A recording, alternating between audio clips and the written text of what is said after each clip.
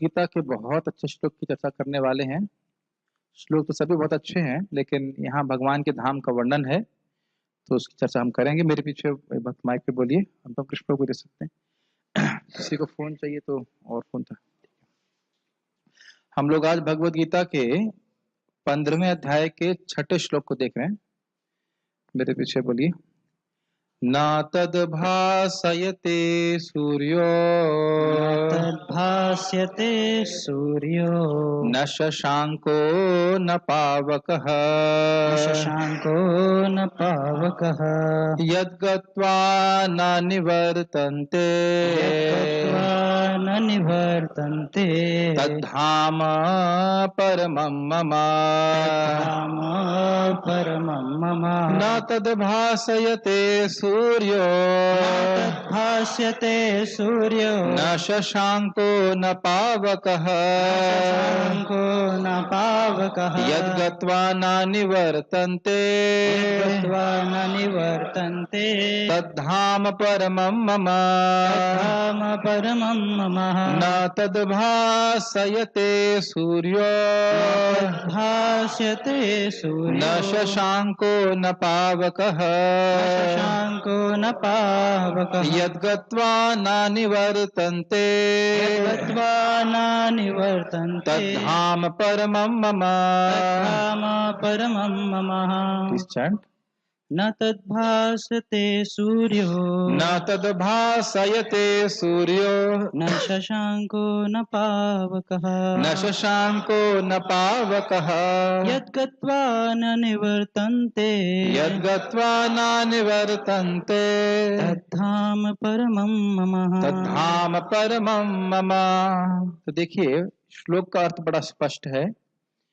पिछले श्लोक में बताया गया था निर्माण मोह जित संग दोषा अध्यात्म नित्या विनिवृत्त कामः धंधेर विमुक्ता सुख दुख संगैर गच्छन्ति मूढ़ा पदमव्ययम तत्, कि जो लोग इन गुणों से युक्त हैं, जो 8 गुण हमने चर्चा किया था कल, वह व्यक्ति भगवान के धाम को जाता है, पदमव्ययम अव्यय पद को जाता है। तो अब इस श्लोक में भगवान कृष्ण, मान लो कोई प्रश्न करे कि ये भगवान का धाम कैसा है, तो उसका यह व्याख्या कर रहे हैं। क्या कह रहे हैं? न तद भासयते सूर्यो, वहां पे सूर्य से प्रकाश नहीं होता है। अब इसका मतलब क्या है? इसका मतलब यह है कि प्रकाश तो होता है लेकिन सूर्य से नहीं होता है। और आप यहां देख सकते हैं कि पूरा ब्रह्मांड जो है वह पूरी तरह से अंधकारमय है। अगर सूर्य ना हो तो एकदम पूरे अंधकार में पूरा ब्रह्मांड डूब जाएगा। बाय डिफॉल्ट, डिफॉल्ट को क्या कहेंगे, स्वभाव से ही ये जो ब्रह्मांड है ये अंधकारमय है कि नहीं? तो यहां बोल रहे हैं न तद भासयते सूर्यो, वहां पे सूर्य का प्रकाश नहीं है। इसका मतलब खुद का प्रकाश है, सूर्य के प्रकाश की आवश्यकता नहीं है। न शशांको न पावकः, यानी कि न तो वहां पे शशांक का मतलब होता है चंद्रमा की जरूरत है, और न पावकः न अग्नि की जरूरत है। अब एक मेरा प्रश्न बनेगा, मैं प्रश्न कर रहा हूं, क्या आध्यात्मिक जगत में अग्नि है या नहीं है? क्या बात कर रहे हैं? अभी तो लिखा है ना पावक है ना अग्नि। ये एक डिलेमा है। आप कह रहे हो कि वहां पे सूर्य नहीं है, आप कह रहे हो चंद्रमा नहीं है। देखो लिखा है इसमें, न सूर्यो न चंद्रमा न पावक। हाँ, समझना होगा कि इनके प्रकाश पे आध्यात्मिक जगत निर्भर नहीं है। ये नहीं कह रहे भगवान की सूर्य नहीं है, बहुत सूक्ष्मता से देखना पड़ेगा। न तद भासयते सूर्यो। अब एक भक्त जो भी नहीं है यहाँ पे, उनका ऑब्जेक्शन था कि पता नहीं भी है कि नहीं इसमें जूम पे, हाँ ऊपर यादव पत्नी प्रभु की तरफ से एक ऑब्जेक्शन है कि वहां पे सूर्य ही नहीं है, लेकिन मेरे पास प्रमाण है और इसका बड़ा अच्छा है। भक्तों से निवेदन करूंगा, अंग्रेजी जानते हैं, बृहत भागवतम जरूर पढ़े, वेदाभ्यास में है, वो बहुत सुंदर। हिंदी में भी एकदम स्पष्ट लिखा है कि भगवान के पार्षद स्वयं ही अपनी इच्छा से इंद्र चंद्र वरुण सब बन जाते हैं। वो उस तरह से भगवान की सेवा करना चाहिए चाहते हैं। ध्यान दीजिए, वो देवता नहीं है, वो भगवान के पार्षद हैं, लेकिन वो स्वयं भगवान की सेवा इस तरह से करना चाहते हैं। जैसे आप जानते हैं कि सुदर्शन चक्र एक व्यक्ति हैं, वो कभी चक्र बन जाएंगे और कभी वो भगवान का पंखा चलेंगे। आप एकदम बृहद भागवतामृत बहुत सुंदर ग्रंथ है, मतलब आप आध्यात्मिक जगत में क्या हो रहा है काफी समझ में आता है। तो सूर्य है, चंद्रमा है और अग्नि भी है। अब अग्नि का क्या प्रमाण है? अरे ये बताइए कि जो माता यशोदा है वो दूध कहाँ उबालती हैं? ऐसा तो नहीं कि हाथ में धर लेती है दूध उबालना चालू हो जाता है। नरोत्तम दास ठाकुर जी की क्या सेवा है? पूरे दूध उबालने। दूध कहाँ उबाल रहे हैं? हाथ पे रखे थोड़ा उबाल रहे हैं, दूध तो अग्नि पे उबाल रहे हैं। लेकिन ध्यान देना चाहिए भगवान क्या कह रहे हैं वहां पे आध्यात्मिक जगत में सूर्य, चंद्रमा और अग्नि के प्रकाश की आवश्यकता नहीं है। ये नहीं कि वे है नहीं। अच्छा भाई, कब तक मिलेगा रहने को वहां पे? हाँ, तो ये कह रहे इतना बढ़िया धाम है आपका, तो कह रहे हैं यद गत्वा ना निवर्तन्ते। एक बार वहां पहुंच गए आकाश तो कब तक रह सकते हैं? हमेशा के लिए वहां पे रह सकते हैं। कैसा आइडिया है आपको? कैसा लगता है? बढ़िया आइडिया है, isn't it? That's nice, good idea. Shri Ramanujacharya कहते हैं क्यों वापस नहीं आते? क्योंकि वापस आने का कोई कारण ही नहीं है। क्यों आएंगे वापस? इतना सब कुछ अच्छा मिल रहा है, खाने पीने रहने सब कुछ मिल रहा है, दूध की कोई प्रॉब्लम नहीं है। नहीं, केवल इन्हीं वस्तुओं की बात नहीं है, कृष्ण का सानिध्य प्राप्त हो रहा है। कृष्ण जो परम आकर्षक हैं, सारे अनंत माधुर्य के स्रोत हैं, आगार हैं, उनके संग रहने को मिल रहा है, तो वापस क्यों आएंगे हम? आएंगे सानू सिंह? नहीं आएंगे, कोई नहीं आएगा। लेकिन हाँ, एक हो सकता है कि आपको भगवान मिशन पे भेजे प्रचार करने के लिए, जैसे प्रभुपाद जी को भेजा, आचार्य गणों को भेजा, वह तो एक अलग बात है। लेकिन अपनी इच्छा से जगत को भोगने के लिए व्यक्ति कभी नहीं आएगा। सुना भी होगा आपने, दूध का जला छाछ भी फूंक फूंक के पीते है कि नहीं? आज दोपहर में दही बना था ना, दोपहर में सुबह रायता सुबह बना था। अब कुछ दिन कल की जब कल एकादशी थी ना, तो कल एकादशी में चीनी मिला दी रायते में, तो वो रायता मैंने खा लिया, तो आज रायते को देख के डर लग रहा है कि इसमें भी चीनी होगी। मैंने नहीं लिया आज। केवल एक दिन की एक बुरी घटना से आप डर जाते हो, नहीं ये दोबारा हम यहाँ पे नहीं ऐसे कार्य करना है। तो आध्यात्मिक जगत जाकर के आप इस सड़े से भौतिक जगत में आने के लिए सोचेंगे कभी? असंभव है, इम्पॉसिबल है। तो इसलिए भगवान की बात जो है एकदम स्पष्ट है। भगवान बोल रहे हैं, क्या बोलना कह रहे हैं? यद गत्वा ना निवर्तन्ते। मैं इस पे क्यों फोकस कर रहा हूं? कभी कभी कुछ मूर्ख लोग इस प्रकार की बातें करते हैं, हम पहले गिर गए थे, हो सकता है वहां पहुंच के दोबारा गिर जाए। इस सब संबंध में एक शास्त्र प्रमाण है, भगवान की वाणी, अपौरुषेय वाणी, एकदम स्पष्ट बोलना भगवान, यद गत्वा ना निवर्तन्ते, केस क्लोज्ड। होता ना कोर्ट में धप्पा मारते, केस डिसमिस्ड। अब और कुछ सोचने की जरूरत नहीं कि अब वापस आएंगे, मैं इतनी मेहनत क्यों करूं, ये करूं, वो क्यों, ऐसा क्या करूं, इतनी तपस्या करके भगवान के धाम पहुंचा फिर गिर जाऊंगा। संभावना ही नहीं है, इम्पॉसिबल। क्यों? कृष्ण कह रहा।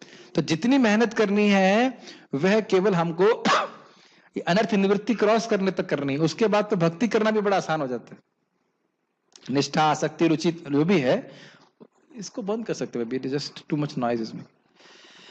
और चलो भाई, आपके धाम पहुंच गए, नीचे नहीं आएंगे, लेकिन ऐसा भी तो हो सकता हो कि उससे भी परे कुछ हो। तो भगवान क्या कह रहे हैं? तद धाम परमम मम, उसके परे कुछ भी नहीं है। ऐसा मत सोचिए कि कुछ लोग ऐसा नहीं सोचते हैं। एक भक्त थे, उनके घर में हम लोग गए थे, तो उनके भाई बोलते हैं हम भगवान मानते हैं कृष्ण को, कृष्ण को हम भी, हमारा भी सम्मान है, हम भी भगवान मानते हैं, लेकिन उससे भी परे कुछ है, उससे परे हमें को जाना है। तो मैंने कभी कहा, आपने सुन लिया कि भगवान कृष्ण से परे है? भगवान तो कह रहे मत्तः परतरम नान्यत्। तो ये सब जो है कोई शास्त्र का प्रमाण नहीं है। गुरुजी आ जाते हैं कहीं, गुरुजी कहीं इधर से घूम रहे थे, गुरुजी जो गुरु बन गए, और वो इस प्रकार की बातें बोलते हैं कि कृष्ण के परे भी कुछ है, कृष्ण के परे कुछ भी नहीं है। तो क्या चाचा आपने पॉइंट सीखे? एक कि सूर्य, चंद्रमा, अग्नि वहां पे है, लेकिन उसके प्रकाश की आवश्यकता नहीं है, वह स्वयं प्रकाशित धाम है।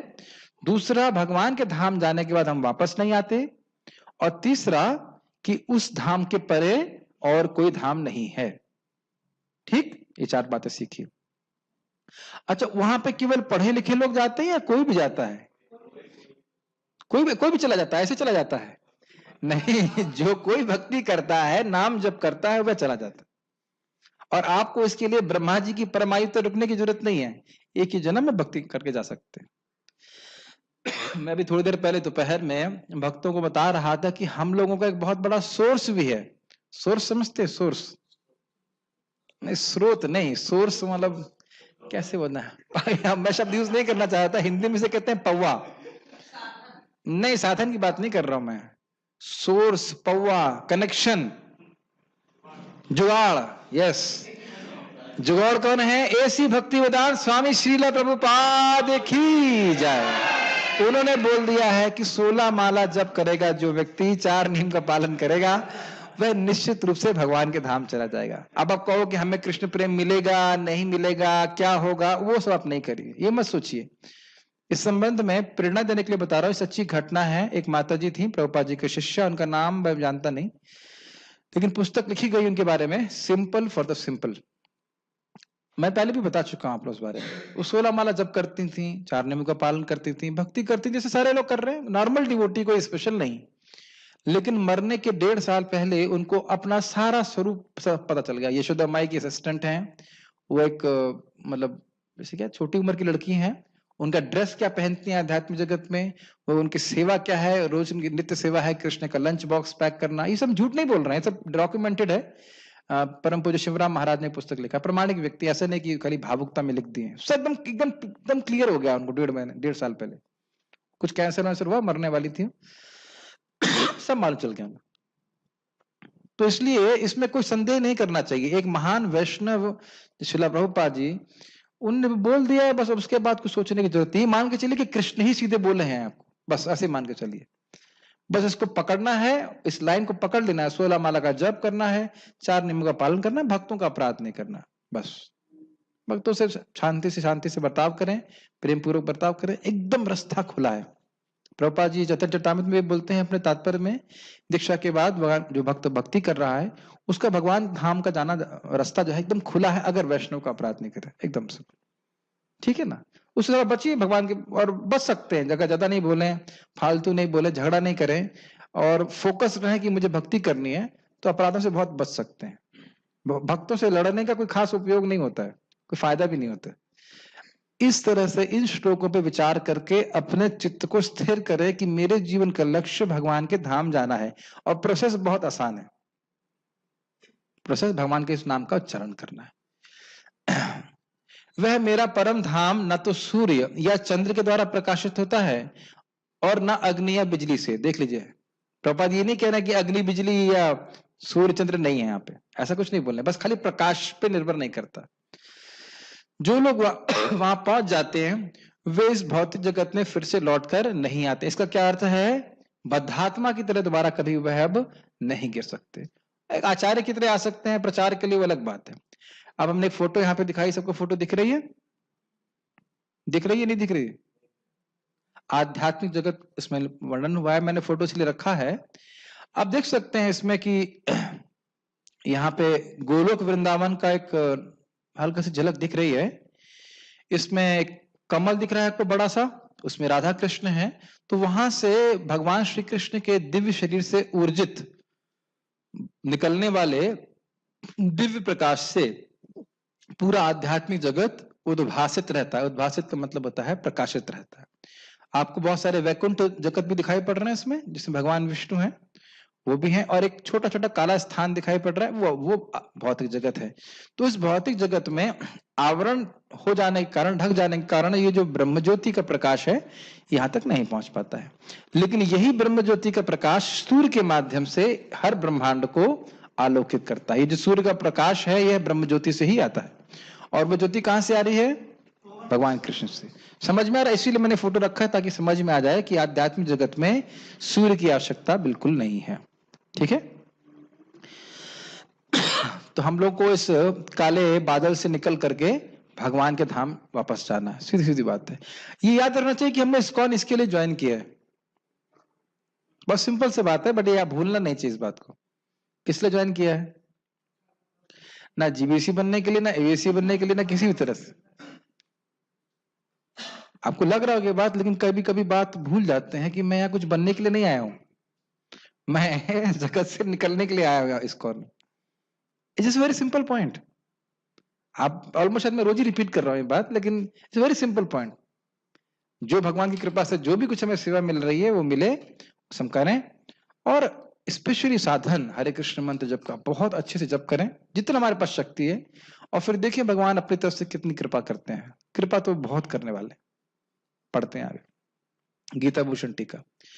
जिस पद को ऐसे शरणागत भक्त पहुंचते हैं उसका वर्णन भगवान कर रहे हैं। जब बोल रहे हैं ऐसे शरणागत भक्त, इसका मतलब है कि जिसका वर्णन पिछले श्लोक में हुआ, निर्माण मोह जित संग दोष इत्यादि से।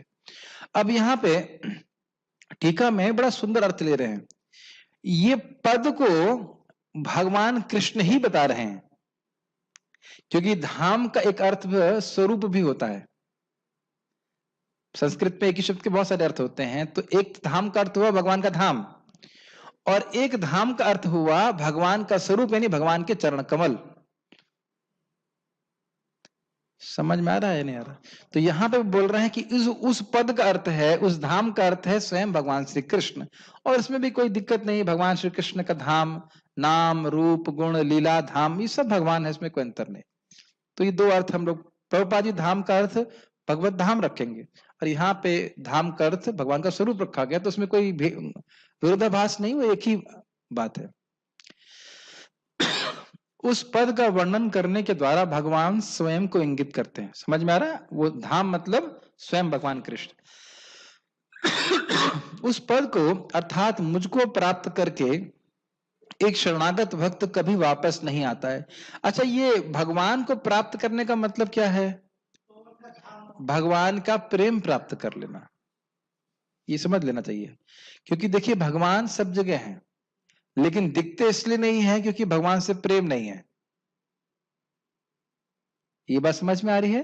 जैसे सूर्य हर जगह होता है, लेकिन जब हमारी आंखें होती हैं तो हम सूर्य को देख पाते हैं। आंख ही नहीं है या आंखों पे मोतिया बिंद है दोनों आंखों पे, तो लगता है कि सूर्य तो कहीं पे भी नहीं है, और मोतिया बिंद हट गया तो देखा सूर्य तो हर जगह है। Does it make sense? यही बात बोल रहे हैं। वह पद मेरा स्वरूप है और परम ऐश्वर्यों से युक्त है। यद्यपि सूर्य और प्रकाश हर वस्तु को प्रकाशित करते हैं, परंतु वो मेरे इस स्वरूप को प्रकाशित नहीं करते। भगवान का जो सच्चिदानंद स्वरूप है, श्रुति कहती है न तत्व सूर्यो, वहां सूर्य नहीं है।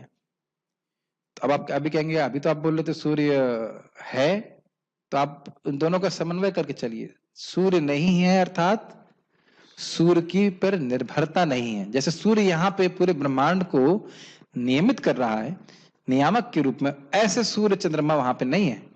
नहीं तो रासलीला कैसे होती है वहां पे, फिर बताइए? आध्यात्मिक जगत में भी, गोलोक में भी तो रासलीला होती है कि नहीं होती? वहां भी टाइम होता है। जैसे गोप कुमार पहुंचते हैं तो वहां पे कुछ समय के बाद माता लक्ष्मी भगवान विष्णु के संग अंदर चली जाती हैं। वैकुंठ की बात कर रहा हूं। जब वैकुंठ पहुंचते हैं तो टाइम है ना भगवान जी कुछ खाने का, कुछ खाएंगे या कुछ लक्ष्मी जी कुछ सेवा करेंगे, अंतरंग सेवा करेंगे, उसका भी टाइम है ना। लेकिन टाइम वहां पे नियामक की तरह नहीं है। जैसे यहाँ टाइम टू टाइम करना पड़ता है, ये टाइम हो गया सोने का, ये टाइम हो खाने का, ये टाइम ऐसा टाइम, तो यहाँ टाइम कंट्रोलर की तरह है, लेकिन वहां पे टाइम कंट्रोलर नहीं है, सेवक है। ये अंतर समझ रहे हैं?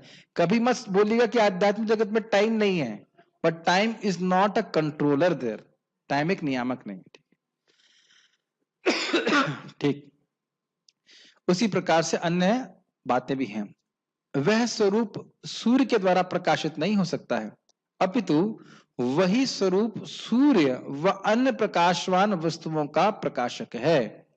ये लाइन समझ में आ रही है? इस जगत में सूर्य के प्रकाश से प्रकाश होता है, लेकिन भगवान का जो सच्चिदानंद स्वरूप है वह सूर्य के द्वारा प्रकाशित नहीं होता है, अपितु जैसे मैंने आपको भी दिखाया था, भगवान के दिव्य वपु से निकलने वाला, दिव्य वपु का मतलब है कि दिव्य शरीर विग्रह, उनसे निकलने वाले तेज को ही ब्रह्म ज्योति कहते हैं, और वही ब्रह्म ज्योति इस यहाँ पे सूर्य को प्रकाश देने वाली होती है। समझ में आ रही बात? ये बात बोल रहा मैं ही, मतलब भगवान कृष्ण ही जो लक्ष्मीपति हूं, लक्ष्मीपति लक्ष्मी के स्वामी, स्वप्रकाशक चिद विग्रह हूं, वह पद हूं। स्वप्रकाशक मतलब होता है जैसे यहां पे सूर्य अपने स्वरूप को स्वयं ही प्रकट करता है, और कोई व्यक्ति क्या सूर्य के स्वरूप को प्रकट कर सकता है? आकाश नहीं कर सकता ना। और सूर्य स्वयं अपने स्वरूप को प्रकट करता है। ये बात समझ में आती है? उसी प्रकार से दुनिया की कोई शक्ति भगवान को प्रकट नहीं करती, भगवान अपने स्वरूप को स्वयं प्रकट करते हैं। ये समझ में आ रहा है? इसीलिए बोल रहे हैं स्वप्रकाशक। और चिद विग्रह का मतलब है आनंद विग्रह, ज्ञानमय स्वरूप भगवान का है। वह पद हूं मैं, उनके द्वारा प्राप्त हूं जो मेरे शरणागत होते हैं। जो भगवान की भक्ति करते हैं उनको भगवान प्राप्त हो जाते हैं। भगवान स्वयं अपनी प्राप्ति उस भक्त को कराते हैं। तो यहाँ पे धाम का यह पद का अर्थ क्या लिया गया है? भगवान कृष्ण का स्वरूप, दिव्य स्वरूप स्वयं, और वह भगवान के धाम से भिन्न है, इसलिए कोई विरोधाभास नहीं है। प्रभुपाद जी का तात्पर्य, यहां आध्यात्मिक जगत अर्थात भगवान कृष्ण के धाम का वर्णन हुआ है, जिसे कृष्ण लोक या गोलोक वृंदावन कहा जाता है। चिन्मय आकाश में न तो सूर्य प्रकाश की आवश्यकता है, न चंद्र प्रकाश अथवा अग्नि या बिजली की, क्योंकि सारे लोक स्वयं प्रकाशित हैं। इस ब्रह्मांड में केवल एक लोक सूर्य ऐसा है जो स्वयं प्रकाशित है, लेकिन आध्यात्मिक आकाश में सभी लोक स्वयं प्रकाशित हैं। उन समस्त लोकों के जिन्हें वैकुंठ कहा जाता है, चमचमाते तेज से चमकीला आकाश बनता है, जिसे ब्रह्म ज्योति कहते हैं। वस्तुतः यह तेज कृष्ण लोक गोलोक वृंदावन से निकलता है। ये लाइनें समझ में आ गई? वैसे मैं समझता हूँ बहुत आसान है। आपने वो फोटो जो दिखी थी उससे बिल्कुल क्लियर हो जाता है कि गोलोक में भगवान कृष्ण है, उनके शरीर से निकलने वाले दिव्य तेज से पूरा आध्यात्मिक जगत चमचमाता रहता है। तो अब इन सब चीजों का फायदा क्या है प्रभुपाद ऐसे बताएंगे, लेकिन थोड़ा धारणा करना चाहिए कि भाई हम एक छोटे से स्थान में रह रहे हैं, एक भौतिक जगत है, भौतिक जगत में कितने ब्रह्मांड घूम रहे हैं, कैसे घूम रहे हैं, जैसे सागर में बुलबुले, कितने बुलबुले होते हैं विजय सागर में? अनेक होते हैं। कोई का महत्व होता है? एक बुलबुला फोड़ भी दे जाए तो क्या फर्क पड़ रहा है? अपने आप ही फूट जाता है, लेकिन मैं बोल रहा हूं कि इस बुलबुले का क्या महत्व होता है। तो अब ये सब बातें हमें क्यों सुननी चाहिए? क्योंकि इस जगत में हम अपने भौतिक जीवन को बहुत महत्व दे रहे हैं, अपनी भौतिक उपलब्धियों को बहुत महत्व दे रहे हैं। आज ही भक्त को पूछा मैंने, दो भक्त सामने बैठे थे, एक कुक थे और एक नौकरी करते थे बेस के। तो मैंने कुक से पूछा, भाई तुम 3 बजे उठ सकते हो? तुम्हारी 5 बजे सेवा होती है, तुम्हें जब करने में दिक्कत होती नहीं। प्रभु जी कैसे उठूंगा 3 बजे?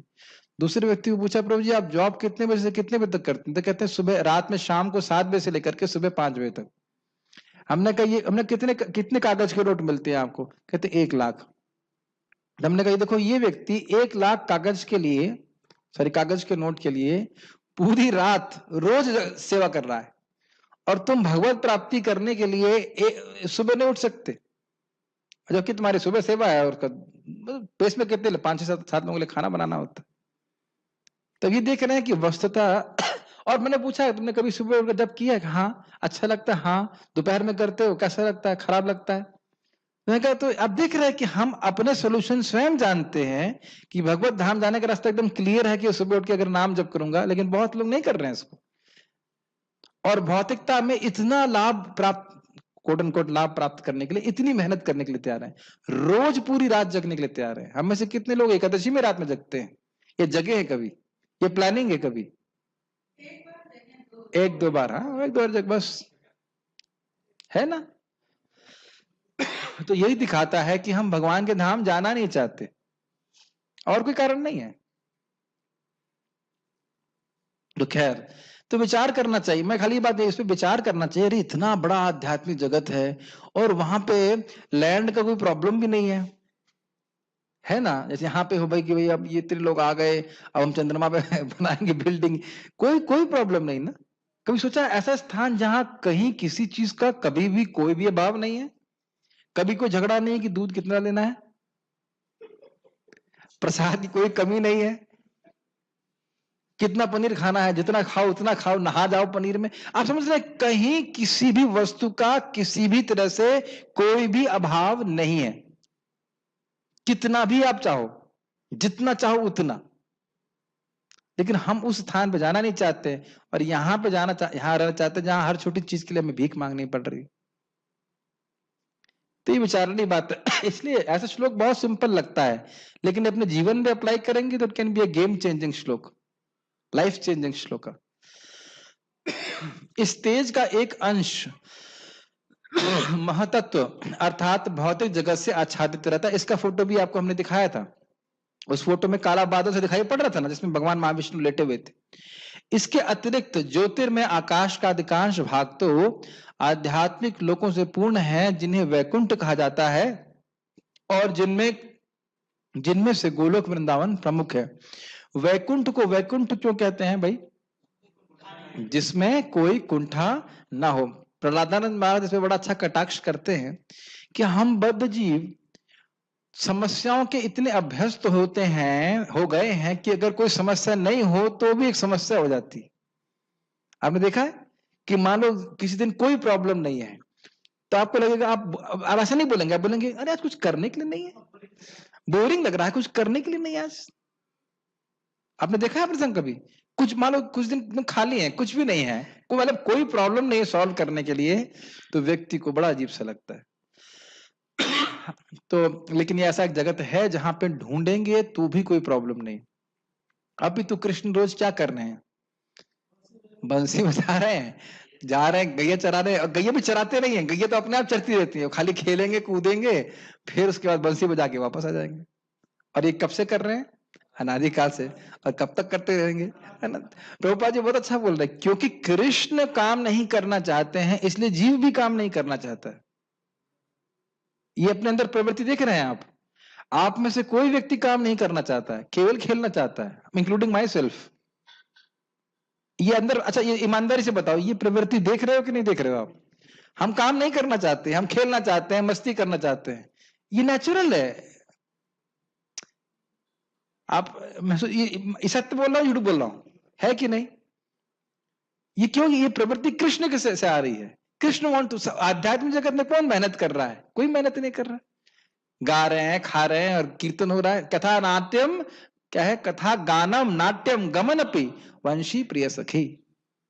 कथा है कि कथा बोल रहे हैं तो गा ही रहे हैं, और चल रहे तो नाच रहे हैं, तो कितने ब्लिस में है, कितने आनंद में, और हम यहाँ बोर हो रहे हैं बैठे बैठे बद्ध जीवन करके, क्या मिल रहा है हम लोग को? तो इस पे विचार करना चाहिए। अभी तो मेरे गुरु महाराज, बैरक ओबामा नाम था उसका, जो हाँ अमेरिका के प्रेसिडेंट थे, उसको प्रचार कर रहे थे, तो कह रहा था मेरा बहुत सर दर्द कर रहा है, इतनी टेंशन है ये अमेरिका को चलाने में, बहुत टेंशन है। तो फिर महाराज ने बोला कि आप हरे कृष्ण मंत्र करें तो आपका मन शांत होगा। तो आपको ऐसा लग रहा है कि ये बड़ा व्यक्ति है, बहुत सुखी है, लेकिन कोई सुखी नहीं है। अमेरिका का प्रेसिडेंट इतना शक्तिशाली पोस्ट पे होते हुए भी उसका सर दर्द कर रहा है। तो ये सब बातें सोचना चाहिए, इस जगत में कहीं सुख नहीं है, ठीक है? और गोलोक वृंदावन प्रमुख है, मतलब ये सबसे हाईएस्ट। अपितु गोलोक वृंदावन के बारे में ऐसा कहा जाता है कि उसके कोने में सारे वैकुंठ हैं, उसके छोटे से कोने में सारे वैकुंठ हो जाते, इतना बड़ा है गोलोक वृंदावन। वैकुंठ भी असंख्य है, लेकिन वो सारे असंख्य वैकुंठ गोलोक के कोने में आ जाते। और वही गोलोक का प्रतिरूप ब्रजभूमि है, जहां बैठ के हमें भजन करने का मौका मिल रहा है। जब तक जीव इस अंधकार में जगत में रहता है, तब तक वह बद्ध अवस्था में होता है, लेकिन जो ही वह इस भौतिक जगत रूपी मिथ्या विकृत वृक्ष को काटकर अध्यात्म आकाश में पहुंचता है, त्यों ही वह मुक्त हो जाता है। बहुत सुंदर गोप कुमार यहाँ पे भजन कर रहे थे, बहुत सुंदर ग्रंथ है, बहुत अच्छा ग्रंथ है। और यह अवस्था उनको प्राप्त हो गई कि कभी उनको कृष्ण दिखने लगे, कभी कृष्ण ओझल हो जाते थे, तो कृष्ण दिखते थे तो नाचने लगते थे पागल की तरह, ओझल हो जाते तो रोने लगते थे, और ऐसे करते करते वो बेहोश हो गए। और उस बेहोशी की अवस्था में ही वैकुंठ से विमान आता है, उनको उनको पता भी चलता नहीं क्या हो रहा है, उनको विमान को उनको विमान पे वो बोर्ड करा देते, वटेवर उठा करके, और उनको लेके जाते, और फिर उनको जब विमान ऊपर जा रहा होता तब होश आता। तो हम सभी लोग को ऐसी गति प्राप्त हो सकती है। अजामिल आप जानते हैं, अजामिल को लेने के लिए भगवान के दूत आते हैं, वो गंगा जी में प्रवेश करते हैं, उनका भौतिक शरीर छूट जाता है, आध्यात्मिक शरीर प्राप्त हो जाता है, आध्यात्मिक प्लेन में बैठते हैं, चले जाते हैं। जब अजामिल जा सकता है तो हम क्यों नहीं जा सकते? Make sense? और एक ही जन्म में जा सकता है। और एक जन्म भी आप नहीं कह सकते, क्योंकि 88 साल में हुआ था, 100 साल में चला गया था, 12 साल में वो भगवान के धाम चला गया। समझ रहे ना आप? नारद मुनि भी 4 महीने में भगवत प्राप्ति कर लिए थे। तो ये सब भी संभव है, भक्ति बहुत संभव, सब कुछ संभव कर सकती है और आध्यात्मिक जगत में हम पहुंच सकते हैं। तब वह यहां वापस नहीं आता। क्यों वापस नहीं आता है? क्योंकि आने का कोई कारण ही नहीं। क्यों आएगा भाई दुख भोगने के लिए? आप इस बद्ध जीवन में जीव अपने को भौतिक जगत का स्वामी मानता है, लेकिन अपनी मुक्त अवस्था में वह आध्यात्मिक राज्य में प्रवेश करता है और परमेश्वर का पार्षद बन जाता है। वहां पर वह सच्चिदानंदमय जीवन बिताता है। ये लाइन का व्याख्या हम लोग पहले कर चुके हैं निर्माण मोह की, इसमें पिछले वाले श्लोक में, कि किस प्रकार से हम केवल थोड़े समय के लिए हैं, कुछ क्षण मात्र के लिए हैं, और उसमें हम क्लेम करते रहते हैं कि ये वस्तु मेरी है, ये जगत मेरा है, और इस प्रकार से इस जगत पे हम प्रभुत्व जताना चाहते हैं। तो जो ये बात तो पिछले श्लोक में क्लियर हो गई कि जो व्यक्ति भगवान के धाम जाना चाहता है वह इस प्रकार के मोह से पूरी तरह से मुक्त रहता है। ठीक है? और भगवान के धाम जाकर के हमेशा हमेशा के लिए भगवान का पार्षद बन जाता है। इस सूचना से मनुष्य को मुग्ध हो जाना चाहिए। मुग्ध का क्या अर्थ होता है भाइयों? मुग्ध समझते हैं? मंत्र मुग्ध समझते हैं? नहीं, बंदी नहीं। कैप्टिवेटेड इज अ डिफरेंट, मतलब बंदी नहीं कह सकते, मुग्ध समझते हैं इसको आप मंत्र मुग्ध करते। अरे वाह, अरे वाह। मोहित नहीं, मुग्ध का मतलब आप समझते हैं जैसे वाह, ऐसा इंग्लिश में बोलते हैं ना, वाह। सरप्राइज नहीं, मतलब उसी में खो जाना, बस अब दिन रात यही सोचना कि मैं कैसे भगवान के धाम पहुंचूंगा। हाँ, मग्न हो जाना, ऐसा कह सकते हैं। इतना बढ़िया स्थान है, इतना बढ़िया स्पॉट है, कोई आपको ही नहीं मानता है। यहाँ पे वैकुंठ में भी भक्त लोग अधिक और कम शक्ति का प्रदर्शन करते हैं, और ऐसा लगता है कि ये एक मक्खी है या एक चिड़िया है और वो देवता है, लेकिन उन्हें कोई ईर्ष्या नहीं होती है। कोई भक्त भगवान की पीठ चिड़िया के रूप में सेवा करना चाहता है तो चिड़िया के रूप में सेवा करता है। और वहां पे लिखा हुआ है कि चिड़िया गा रही हैं भगवान के बारे में, भागवत में वर्णन है। तो इतनी देर में भौरे गाना चालू करते हैं भगवान का गुणगान। तो जब भौरे गाना चालू करते हैं तो चिड़िया चुप हो जाती, सुन रही थी क्या गा रहे हैं। कोई ईर्ष्या नहीं है, कोई वहां पे मात्सरता नहीं है, एकदम बहुत अच्छा स्थान। और गोलोक तो बहुत ही सुंदर। Everybody is simply mad in love for Krishna.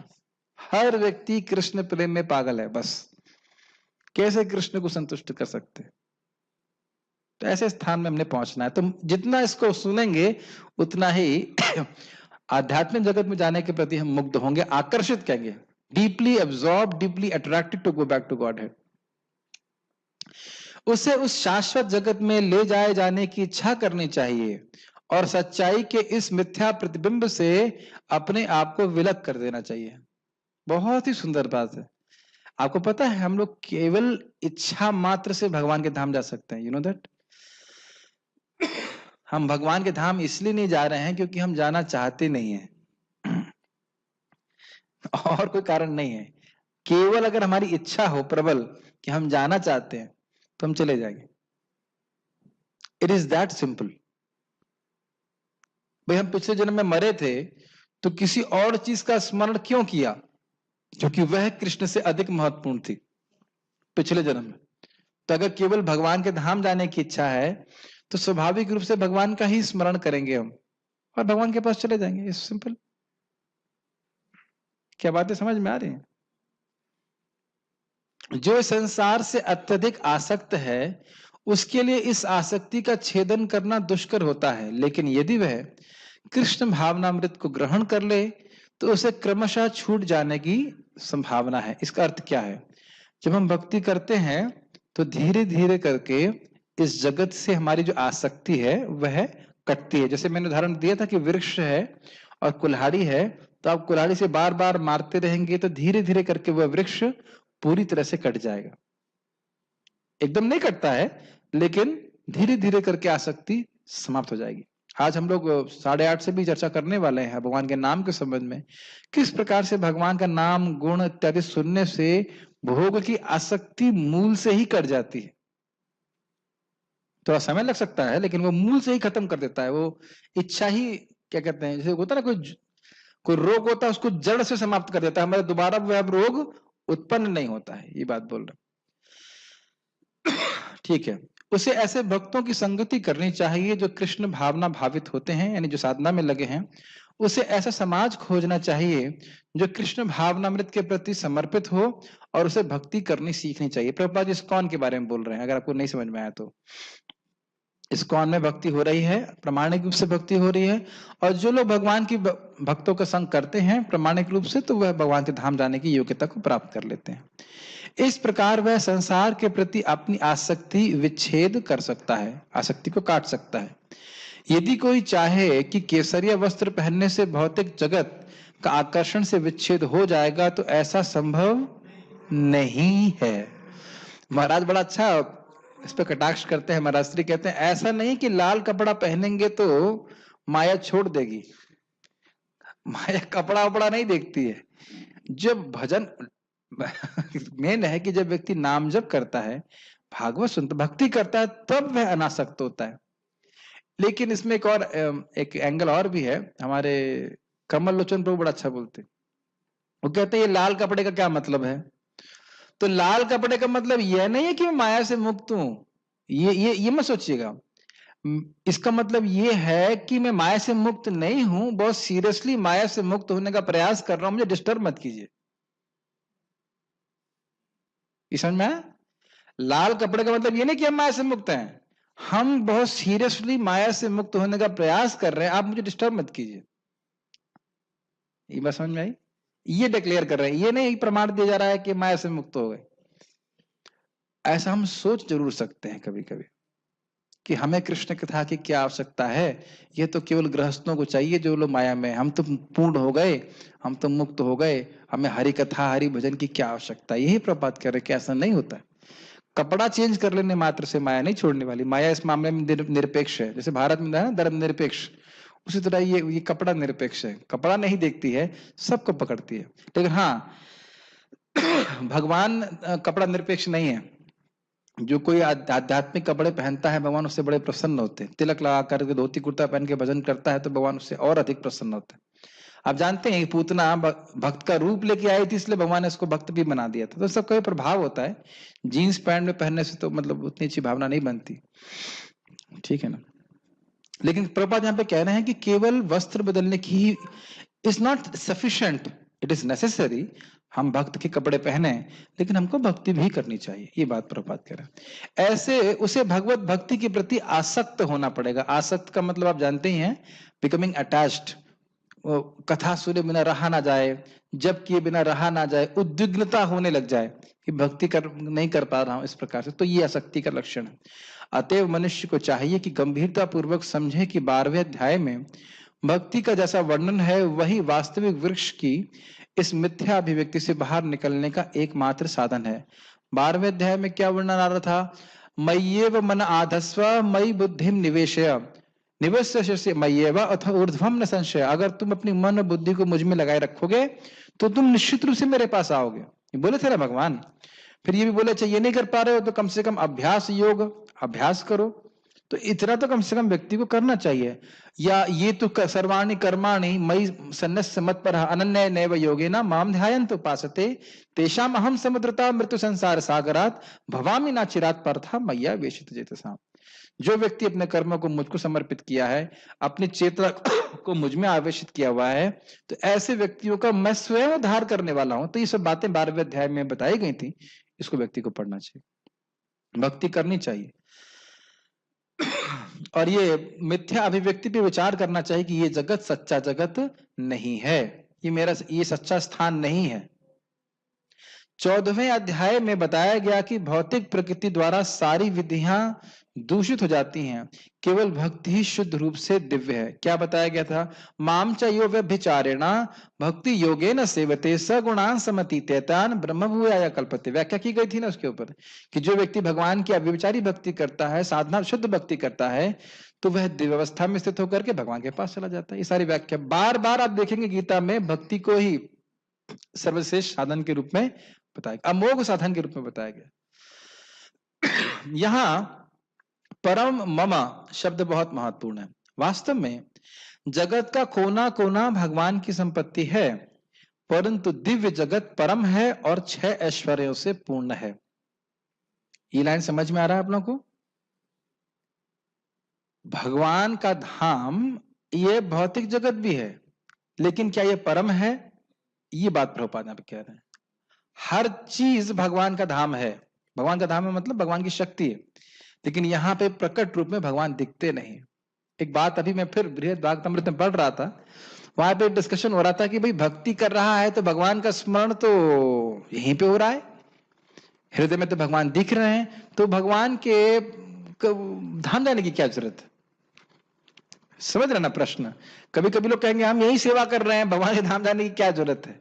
तो वहां पे वैकुंठ दूत बड़े स्पष्ट बोलते हैं, क्योंकि वहां भगवान नित्य दिखाई पड़ते हैं आपको, और जो भगवान को देख करके प्रेम हृदय में जागृत होता है, वैसा केवल ध्यान मात्र से नहीं होता। और उदाहरण देते हैं कि इसे प्रहलाद जी हैं, तो प्रहलाद भगवान को हृदय में देख रहे थे, लेकिन जब भगवान को साक्षात देखा तो जितना प्रेम उनके उसमें प्रकट हुआ, वह केवल हृदय में ध्यान करने से नहीं होता है। तो इसलिए ये जीवन का परम पुरुषार्थ है कि भक्त को भगवान साक्षात दिखने लग जाए, जैसे मैं और आप एक दूसरे को देख पा रहे हैं, एटलीस्ट शरीरों को। ठीक है, तो इसलिए भगवान के धाम जाना हमारा परम लक्ष्य है। कठोपनिषद में भी और एक और बात है कि वहां बुखार नहीं होता, खांसी नहीं होती,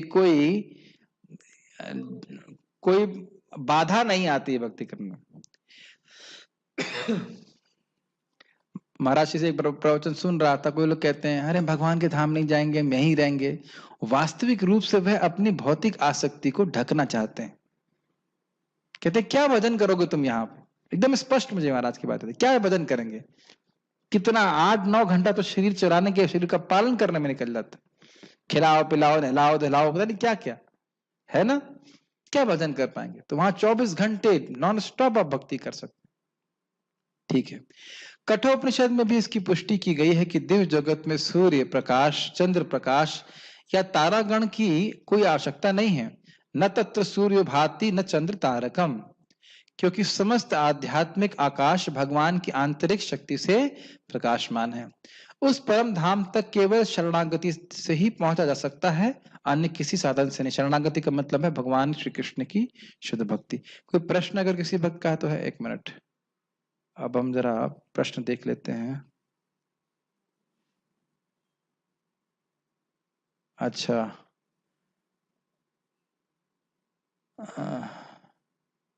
सब लोग कमेंट दे रहे हैं, कोई प्रश्न नहीं कर रहा है। ठीक है,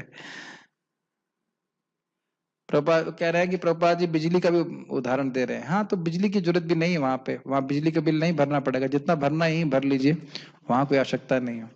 ठीक है, कोई प्रश्न अगर किसी का नहीं है तो मैं समझ गया कि आप लोग सब समझ गए कि भगवान के धाम जाना है और जगत में भोग की आशा नहीं रखनी है, और भगवान के नाम ही भगवान के धाम तक जाने का सबसे प्रबल तरीका है। तो यहाँ रुकते हैं। श्रीमद् भगवद गीता की जय। श्री प्रभुपाद।